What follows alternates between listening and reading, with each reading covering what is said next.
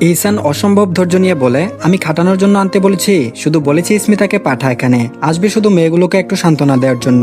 তাছাড়া পরিস্থিতি এখনো সেই স্টেজে পৌঁছায়নি যাতে পাশের এলাকাতেও আসতে পারবে না। তেমন হলে আমি নিজেই কখনো বলতাম না। এটা সেন্সিটিভ সময়, আমি জানি। সিজারও সেন্সিটিভ সময়। এ সময় একটা মানসিক ধাক্কা সামলানোর জন্য কাউকে দরকার। শেষ কথাটা শুনে ইহসান বিস্ময়ে ফেটে পড়লো ফোনের ওপাশে। চোখ কপালে তুলে বলল, তুই বাপ হবি নাকি? ইহসান বলল, কেন, তুই একলা বাপ হবি? বাপ হওয়ার অধিকার পৃথিবীতে একমাত্র তোরই নাকি? কর্কশ শোনালো এবার ইহসানের গলা। শুনে চরম বিস্ময়ে ইহসান হা হয়ে গেল।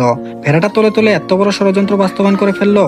যেই দেখলো ইহসান বাবা হবে। ইহসান শেখ ধান্দাবাজি ভালোই শিখেছে। বিস্মিত ইহসানের হঠাৎ মনে পড়তেই সে হালকা কেসে সন্দেহ নিয়ে জিজ্ঞেস করলো, তোর পাওয়ার প্ল্যান্ট আদৌ কি ঠিকঠাক কাজ করলো? পুরুষত্ব নিয়ে প্রশ্ন, চরম অবমাননা। কোন সুস্থ স্বাভাবিক পুরুষ এমন প্রশ্ন শুনে চুপ করে থাকতে পারে না। ইহসান চরম রেগে গেল। ঝাঁঝালো স্বরে বলল, কাজ করলো না তো, বরং ডাবল করলো। ইহসান বলল, ডাবল মানে? গর্জন করে উঠলো ইহসান। হারামি, একজনের মৃত্যুর সংবাদ শুনেও বজ্জাতি করে যাচ্ছিস সেই থেকে। এদিকে আমি মহাসাগরে গলা অব্দি ডুবে আছি, আর তুই আছিস লুলামি নিয়ে। রাখ শালা হনুমান। ইহসান আচ্ছা মতো গালি ছেড়ে ফোন রেখে দিল। এই উজবুকটার সাথে কেন কথা বলতে গেল ও? এর যে ঘিলু নেই, এ যে পৃথিবীর বাইরের প্রাণী মানুষ সে ভুলে গেল।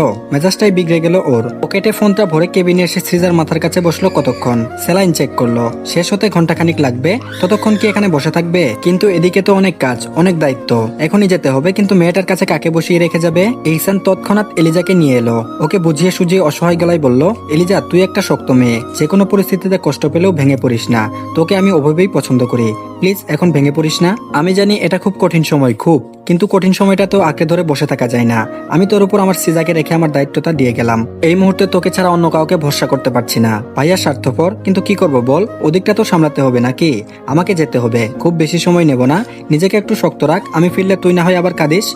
অবশ্য কান্না চোখের এলিজাকে একদম মানায় না। এলিজার চোখগুলো মুছে দিল ইহসান। মেয়েটা যে ভেতরে ভেতরে কতটুকু কষ্টে নিপতিত হচ্ছে সেটাও বুঝতে পারলো এক লাহমাই। ও শুধু বেকল হয়ে একটু সাহায্য চাইলো মেয়েটার কাছে। এলিজা মাথা নাড়ল। পরিস্থিতি ওর বোধগম্য। ভাইয়া একা একা সব করছে। ওর বাবার জন্য করছে, বোনের জন্য করছে, ওর পরিবারের জন্য করছে। শুরু থেকেই করছে। আর কত চাপিয়ে দেবে? একটু তো পাশে থাকা চাই।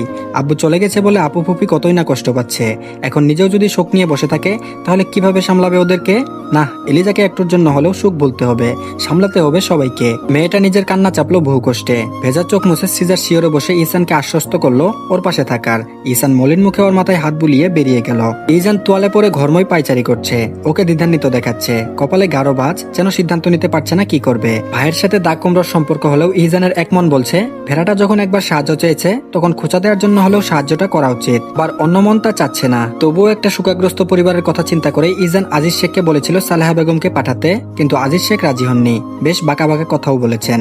দেখে মনে হয়েছে তিনি এই খবরটাতে বেশ ভালো বোধ করছেন। বাবারে ব্যাপারটা ইহসানের ভালো লাগেনি মোটেও। ইমরানকেও বলেছিল মিতুকে নিয়ে একবার যেতে, কিন্তু না, মিতু সুন্দর করে সেজেগুজে ইমরান হাতাটাকে নিয়ে বাপের বাড়ি চলে গেছে।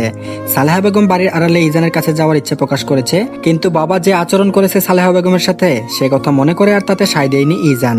আর সেজন্যই মূলত ইহসান বেশ চিন্তায় পড়ে গেছে, যাবে কি যাবে না।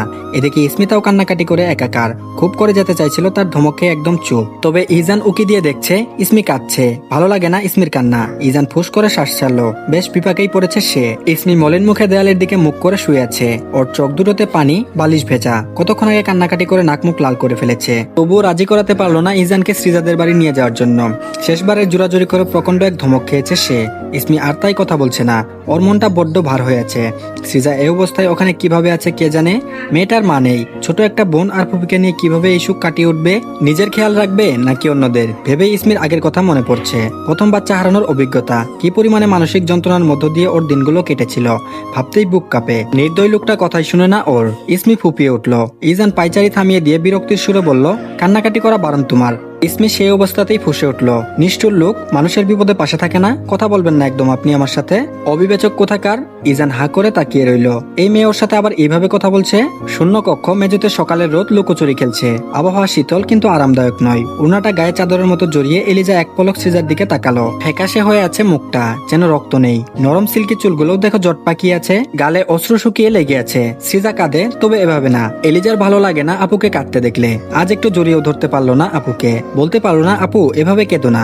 এলিজা সিজার হাতে নিজের মাথায় ঠেকালো। দীর্ঘশ্বাস ফেলে চোখ দুটো বন্ধ করে অভিযোগের স্বরে বলল, তুমি খুব স্বার্থপর হচ্ছ দিন দিন। কেঁদে কুটে বেঁধে শুয়ে আছো দুর্বল শরীরে। এদিকে দেখো আমি দুর্বল, অথচ কান্নার সুযোগ নেই। তোমার জন্য কাঁদারও সুযোগ পাচ্ছি না। আম্মু চলে যাওয়ার সময়ও 2 ফোঁটা চোখের জল বিসর্জন দেওয়ার সুযোগ হয়নি আমার। অবশ্য এখন তো জানতামই না, ভাগ্যটা বুঝলে খুব জ্বালাচ্ছে আমাকে। কয়েক বছর আগের বিভৎস স্মৃতিপট, একটা গাড়ি, একটা ধাক্কা, একটা অ্যাক্সিডেন্ট, রক্তাক্ত দেহ, কালো পিচ ঢালা পথটা বড্ড লাল দেখাচ্ছিল। এরপর বহুদিন স্মৃতি এলিজার কাছে গচ্ছিত নেই। এ সময়টুকুতে মা হারিয়ে গেল, ওর কাছ থেকে জানতেই পারলো না। মস্তিষ্ক যখন কাজ করা শুরু করলো তখন মা হারানোর 27 দিন। এলিজার কেন যেন রাগ হলো নিজের প্রতি। ধরে আসা গলা সেভাবেই ভাঙ্গা কণ্ঠে বলে, কে আমাকে মায়ের গল্প শোনাবে? আমার রেজাল্ট শুনে কাঁদবে? কলেজে যাওয়ার সময় কে ডেকে বলবে দুটো ভাত খেয়ে যা, 10টা টাকা নিয়ে যা পকেট থেকে? জানো আব্বু সেদিন ছানার পায়েস খেতে চেয়েছিল, ফুপি ওটা বানাতে পারে না, তাই আমি ইউটিউব দেখে বানালাম। খেয়ে পায়েসের প্রশংসা না করে আমার প্রশংসা করলো। কেন জানো? দোয়া রান্না শিখে গেছে বলে। আমাকে দোয়া বলে ডাকার মানুষটা চলে গেছে। কে আমাকে দোয়া বলে ডাকবে আপু? এলিজা টের পেলো ও আবারও কাঁদছে। চোখ থেকে নিশ্চুপে ঝরা জলের ফোঁটা সাদা বিছানাটা ভিজিয়ে ছাই রং ধারণ করেছে।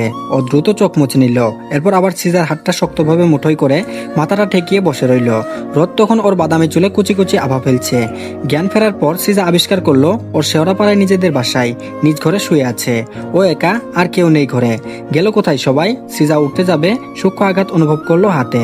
তাকিয়ে দেখলো কেনরা সেট করা, স্যালাইন চলছে। সিজা কিছুটা সময় চোখমুখ কুচকে স্থবির থেকে আচমকাই উঠে বসলো। অচেতন ভাবে উঠে বসায় পেটে চাপ পড়লো ওর। আর্তনাদ বেরিয়ে এলো মুখ দিয়ে, চোখ ছাপিয়ে জল ধারা নামলো। তীব্র অবসাদে ওর শরীর ভেঙে আসছে।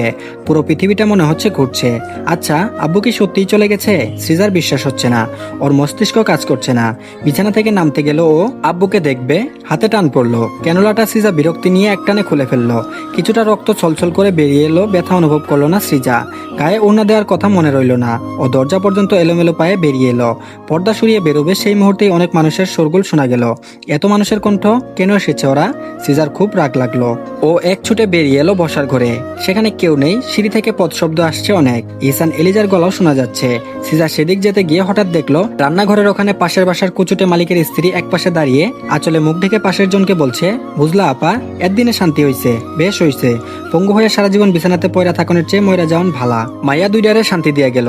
9টা বছর কি কম? আর কত টানবো পঙ্গু বেডারে? ওগো নিজেরও তো জীবন আছে। বড়টার লাইগা কতবার প্রস্তাব দিলাম, দিল না। রক্ত চড়ে গেল সৃজার মাথায়। ছুটে গিয়ে রক্ষস্বরে চেঁচিয়ে বলল, তাতে আপনার কি? আপনি কেন আব্বুকে পঙ্গু বলবেন, তাও আমার বাসায় দাঁড়িয়ে? আমার আব্বুকে? 9টা বছর তো কিছুই না। সারা জীবনও যদি বিছানায় পড়ে থাকে, আমরা সারা জীবনই তার দেখভাল করে যাব, একটুও কষ্ট না রেখে। সারা জীবন টানবো। আব্বুর জন্য আমরা সব করতে পারি। আপনি মাপ চান গিয়ে আমার আব্বুর কাছে। মহিলা ভরকে গিয়ে প্রথমে আমতা আমতা করে উঠলেও এবার কাত করে উঠলেন। বলল, এই বেয়াদ্দপ মাইয়া, কারে কি গো তুমি? আমার সাথে গলাও চাও? মাপ চাইতে কেউ কারে? সাহস তো কম না। ওই বাপ মরছে সংযত হইব না, গলাও চাই। অবশ্য আর কি বা আশা করব? বলে একবার অপমাদস্তক সিজাকে দেখে নিয়ে তাচ্ছিল্যসূচক হেসে কুরুচিপূর্ণ ইঙ্গিত করে বলল, হিস্টোরি দেখেন লাগবো না। ক্রোধে চোখে রক্তবর্ণ হয়ে গেছে সিজার। হিস্টোরি মানে কি বলতে চান আপনি? মহিলাটি বলল, তোমার লাগি তোমার বাপের আজাব হইব। সিজা বাক্রুদ্ধ বনে গেল। আজাব হবে মানে? ওর জন্য আব্বুর আজাব হবে? ও যেন কিছুই বলতে পারলো না বিস্ময়ে। হতাশায় নিমজ্জিত হলো। পা দুটো জমে গেল। সিজা ভারাক্রান্ত মুখে এদিক ওদিক কাউকে খুঁজলো, কেউ নেই। ঠিক তখনই মহিলাটা ওর চুপ করে থাকার সুযোগ নিয়ে আবার বলল, গায়ে গড়তে উন্না না দিয়ে মুরব্বীর সামনে আইসো, আবার চেঁচাইতেছো। তোমার না বাপ মরলো? বাপ মরা মাইয়ার অত গলার তেজ কেন? গলা না মাইয়া, এরপর থেকে কথা কইবা। তোমারে তো আমি নিতে পারি নাই। একটা বই আছে না তোমার, ওরে নিব আমরা এখন তো আবার এতিম বাপ হারা তোমরা। সিজা এসব শুনে ক্রোধপূর্ণ চোখে তাকালো, তারপর বলল, আমরা বাপ হারা না। পিলাটি বলল, সুখে আছো তাই কইতাছো। যাই হোক, সুখ কাটলে ভাইবা দেখো। তোমার ছোট বোনটার জন্য প্রস্তাব দিলাম। মানুষের কি বিবেকবোধ? একটা মানুষ চলে যাওয়া, কারো একেবারে সর্বস্ব হারানো, এতিম হয়ে যাওয়া অন্যদের কাছে কিছুই নয়। তারা সবসময় সুযোগ খুঁজে ফায়দা লুটায়। সিজা জ্বলন্ত চোখে তীব্র গলায় বলল, বের হন আপনি, আর কখনো আমাদের বাসায় আসবেন না। বের করার আগে নিচ থেকে বেরিয়ে যান। মহিলাটা তৎক্ষণাৎ ফুঁসে উঠে ধূপধাপ পায়ে এগিয়ে গেল। ও সিজাকে কিছু একটা করবে, ঠিক তখনই কোথা থেকে ইহসান ছুটে এসে ওকে আগলে নিল। ওর মাথাটা বুকে চেপে রক্তবর্ণ চোখে মহিলার দিকে তাকিয়ে গর্জন করে বলল, সাহস তো কম না আপনার? আমার শ্বশুর বাড়ি এসে আমার বউয়ের গায়ে হাত তুলছেন। ইহসান হাতটা মুচড়ে ধরলো মহিলাটার। ভয়ে এবং ব্যথায় মহিলা চিৎকার করে উঠল। ইহসান ছাড়লো না। আরো কিছুক্ষণ ওভাবে ধরে রেখে মচকে দিয়ে তবেই ছাড়লো। তীক্ষ্ণ স্বরে বলল, ছুক ছুক করে নষ্ট ছেলের জন্য মেয়ে না খুঁজে ছেলেটাকে লবণ খাইয়ে মেরে দিন, সব জ্বালা থেকে বেঁচে যাবেন। এ আবার কোন নাটক? তোর বউকে মারতে চাইলো কেন? পেছন থেকে ইহসানের রুক্ষভারী কণ্ঠস্বর শোনা গেল। তার পাশে ইস্মিতা বিচলিত মুখে স্তম্ভিত হয়ে দাঁড়িয়ে। তার পাশে থাকা শেফালি বুয়া, সেও অবাক। এ বাড়িতে এসে এমন একটা দৃশ্যের সাক্ষী হতে হবে কল্পনাও করেনি। এদিকে ইহসানের কথায় ইহসান মহিলার দিকে জ্বলন্ত দৃষ্টি নিক্ষেপ করে বলল, ফকিন্নি খালাম্মা, বাড়ি গিয়ে নিজের ছেলের জন্য বউ ভিক্ষে করে বেড়ায়, আজ মুর্দা বাড়িতে এসব ভিক্ষে করতে এসেছে, তাই না? ওদিকে একই চেহারার দুজনকে দেখে মহিলা স্তম্ভিত হয়ে নিজের হাত চেপে ধরে আর্তনাদ করতে করতে বেরিয়ে গেলেন পাশের জনকে নিয়ে। ইজান সেদিকে তাকিয়ে রুষ্ট গলায় বলল, আসলেই ফকিন্নি। তো ধন্যবাদ সবাইকে, আজকের পার্টি এই পর্যন্তই।